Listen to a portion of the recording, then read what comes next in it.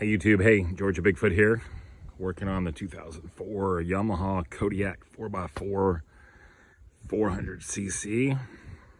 Been a great bike, and the carburetor is shot. And so I've pulled the carburetor out, and I'm getting ready to put in a $48 kit from Amazon made by Tang, not to be confused with the breakfast drink mix product. For 48 bucks, you get a replacement air filter. You get a oil filter. You get a pair of jet cleaner brushes. Not sure why I would use those if I'm putting a brand new one in. And you get a new carburetor. Check that out. And a new fuel filter. And throttle plate cover. And here's this guy made by Tang, T-A-N-G. No YouTube reviews about Tang carburetors. And you know what? I figured because my carburetor is missing some parts, let's just go ahead and get a replacement carburetor and see how it goes. So all the necessary hardware for that throttle cover plate. I don't know if the jets are appropriately tuned or anything like that, so I'm just going to take this sucker and bolt it in, hook up the throttle and the choke cables, and see what happens. I actually have a better seat for this, but when I'm not here, I leave the crappy seat on and I cover it with the tarp. So here's the old carb. One thing I will say that I found that's pretty interesting that you may like if you're having problems with this whole situation is this fuel lever knob. When I bought it from the guy I bought it from, it was disconnected. He had lost the screw that holds it in. And I found that a 8-32, or is it 824? I think it's 8-32 3/4 inch bolt fits right in. You just slide it down there, 3/4 inch works, and tighten it in, and that makes me happy because the Yamaha screw part for this was like, I don't know, like $9 from Partzilla, and I'm like, I'm not paying $9 for something I can get for $1. Anyway, I'm going to get this guy in. I'm going to show y'all what happens with it. There's plenty of videos about people putting these things in on YouTube, but no one doing the Tang brand for whatever reason. You think someone would do that, so we're going to do it today. All right, so here is the original Yamaha part, and here is the Tang part. And I did not know when I bought this it would be coming with new lines, even a new drip line, which is nice. That's a really nice touch. I mean, that's really pretty fancy. And the thing is what had happened on mine is the guy I bought it from had removed this plate, and it started getting sticky. And he had been running ethanol gas in it, so the jets got clogged. And then to make matters worse, the little fuel gauge that's in the tank fell into the tank and started decomposing in the tank, and had to pull it out and get it pulled out and cleaned. And I thought to myself, that's just going to happen again. So I got some of that JB Weld water weld to plug the hole. I'll show y'all in a moment. And I figured, I'll just pull this for 48 bucks, get the new filter, get a new gas filter, which has never had all these little parts. It's really a deal. If this thing works, if the Kodiak runs good with this in it, then I'll just keep this, rebuild it, and have it waiting for a rainy day if we ever need to swap it out. From here on out, though, I'm going to run ethanol-free gas in it. Our local service station sells ethanol-free gas for $3.96 a gallon, and that is here April 18th of 2024, when regular 87 sells for $3.37 around town, with oil at 85 bucks a barrel. So I think it's worth the premium.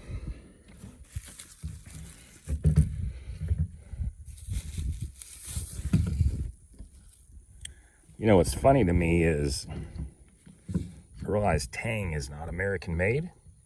It's like, ooh, it's not American made. I'm pretty sure the Yamaha over here is not American made either. So it's like, pick your poison, so to speak. That's interesting. Whatever this is right here, this knob that goes to here, it goes to the throttle. I guess it's a manual throttle adjustment. That thing was missing on my factory one. It's like it had been cut off at some point. So that's also another benefit. I didn't know that that was not there. It'd be good to have. All right, we're gonna hook up the throttle cable and try and get this sucker put in. I'm not gonna show you all the steps. I realize this video is probably too long, me jabbering anyway, but I'm gonna work on this for a while and see if we can get this peach running. I do want to show y'all my water weld repair real quick on the tank. These Yamahas have a fuel tank gauge that's embedded in the fuel tank. In the top right here, and this little seal had gone bad, and I just touched it one day, just like barely touched it. This fell into the tank, and I was like, ah. Whew. So I took this JB Weld water weld product, which is fuel resistant, and cleaned up the hole and spread it out, and it's formed this like rock hard, watertight seal. That works. So that works. Anyway, I realize this bike's a little rough, but it was running great until these carburetor problems really started showing up for me. All right, that wasn't too much of a problem getting the throttle cable attached. There's an 8mm wrench to tighten it. The thing, though, that I'm curious about is it did come with another one of these where the throttle cable goes in. This thing is like pressed into the housing, so I don't really know how you would remove it. I don't know what the point of this is. I think it's maybe that these threads here could be a different size for possibly, I don't know, if you're using an aftermarket throttle cable is my guess. If someone knows, leave a comment down below. Anyway, I'm gonna put this plate back on. Everything I've read is you want to get the gasket in before it lets fuel touch it, because once fuel touches it, it supposedly expands a little bit. It's hard to get back in. So let me get this on real quick. So I got the plate on. I should mention there's a little hole in the plate that keys it. So this indented part sticks outwards, and I've got it in. You can see it operating the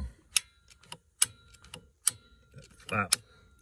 I don't know if I was supposed to put any oil or grease or anything on that housing assembly inside. I mean, I can always go back and add that later if I need to, but if someone knows, maybe they can let me know about that. So far, this is a huge improvement. The throttle had kept getting stuck, and the float was stuck, so it kept leaking fuel out, and it was just a big mess. So I disassembled the choke spring, which is the OEM choke spring is on the right, and the new choke spring is on the left. And I don't know if it's because it's a different manufactured length. The one on the right does not extend as far as the new one on the left, so I'm gonna swap out the choke spring too while I'm at it. I mean, it came with it. I figured might as well use the one that it came factory fitted with from Tang. Okay, so I put the new spring in. It was kind of wiggly. You gotta have to pinch back on the spring to get that little teat in there to sit. And what I did like about it is it had a new rubber boot on it. My old one's rubber boot was missing. So screw this into the carburetor, and we're moving right along here. To tighten this one on is 11mm wrench, but I don't have my 11mm, so my 7/16 worked. Press that rubber boot in and screw it in, and you can feel the tension on it now. I just gotta connect the fuel lines and the other lines and get this thing going. Okay, so here we go. I just turned on the fuel. And I could not find an arrow on this, but I watched a YouTube video, and they basically said that the narrow tapered part of this fuel filter goes towards the tank, and the part where the fuel filter is the widest goes towards the carburetor. So let's give it a little choke. Turn her on. I am missing 2 of these clips. They broke on the airbox. I need to get those to help them hold more secure. Let's see what we get out of this guy. Oh yeah. Come on, baby.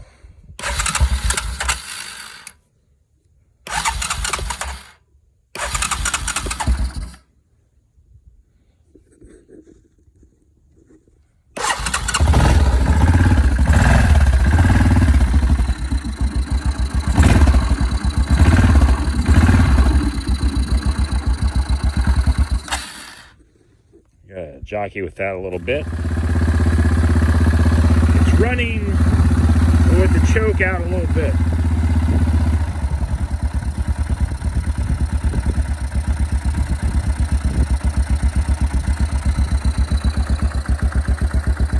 I guess I need to adjust the throttle a little bit below, but I mean it just, yeah, I probably need to adjust that a little bit, don't I?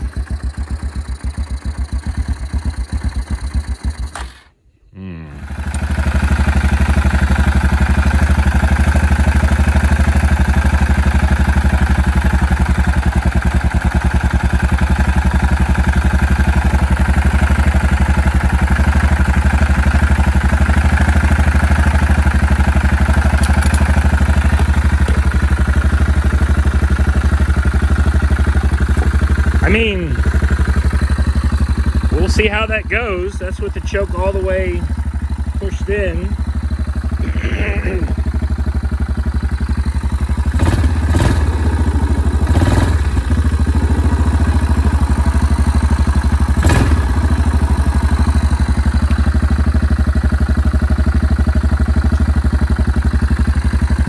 I'm going to call that success. I'm encouraged. I mean, this thing is not run like that in probably a couple months. Go Tang. They should have an advertisement that says Tang carburetors. It's not just for breakfast anymore. I think that's what I'm gonna title this this YouTube video as, and I've received no compensation from Tang. They don't know me from Adam. They had good reviews, and I was like, man, 48 bucks. I could spend 48 bucks for that carburetor or buy one for $400 in the Yamaha dealer. Why does Yamaha think they can charge 400 bucks for that? Why not like 150 bucks? If it was 150 bucks from Yamaha, I would have done it. All right, check it out.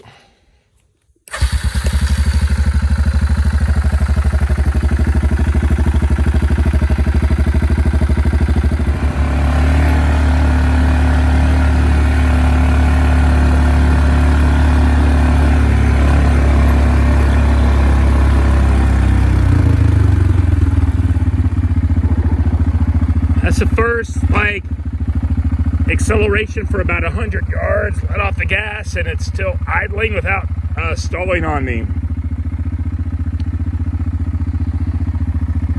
The $48 Tang carburetor from Amazon.